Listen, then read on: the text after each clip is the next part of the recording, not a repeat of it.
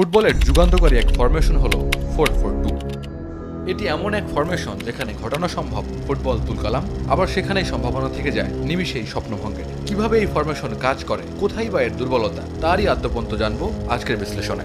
এই ফরমেশনে প্রতিটি খেলোয়াড়ের জন্য পরিষ্কারভাবেই কিছু ইনস্ট্রাকশন দিয়ে থাকে। 4 জনের ডিফেন্স লাইন মানেই শক্ত বাধা। মিডফিল্ডেও 4টি অপশন থাকে যেখানে প্লেয়ারদের জন্য খুলে দেওয়া যায় প্রচুর পাসিং চ্যানেল। স্ট্রাইকিং এ খেলেন 2 জন। 3-4 জনের ডিফেন্সের বিপরীতে স্ট্রাইকার 1 জনের জায়গায় 2 জন হওয়ায় অফেন্সিভ প্রেসার তুলনামূলক বেশি থাকে।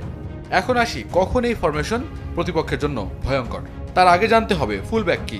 মডার্ন ফুটবলের নতুন এক ধারা ফুলব্যাক। ডিফেন্সের ওয়াইডে থাকা 2 জনের যদি অ্যাটাকিং এবং নতুন চান্স ক্রিয়েশন ক্যাপাবিলিটি থাকে, তাহলেই তাদের বলা যেতে পারে পিওর ফুলব্যাক।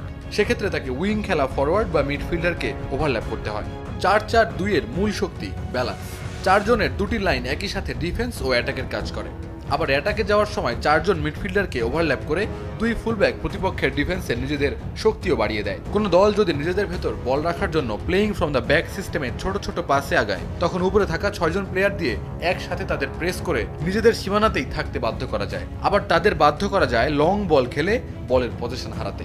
আবার ডিফেন্স করার সময় 4 জন ডিফেন্ডারের সাহায্যের জন্য নিচে নেমে আসে 2 সিএম। এই 2 জন যে দুর্গ তৈরি করে তাতে প্রতিপক্ষ নিজেদের আরো বেশি খেলোয়াড়কে উপরে নিয়ে আসতে বাধ্য হয় এই ডিফেন্স ভাঙতে।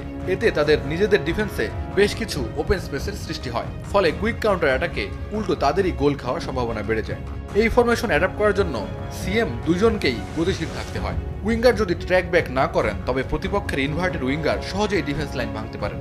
আবার প্রতিপক্ষ যদি 3টি সিএম নিয়ে নামে তবে 2 ভার্সেস 3 কন্ডিশনে তারা মিডফিল্ড হারাবে।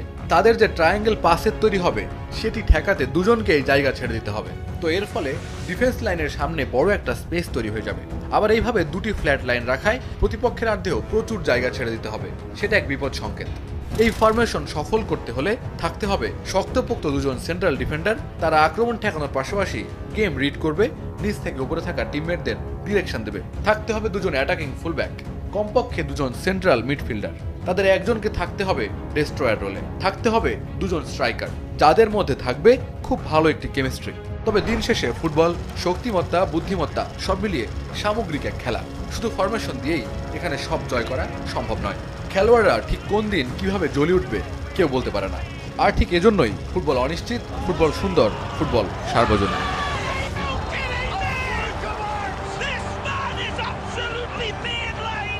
ফয়সাল আহমেদ, সময় সংবাদ।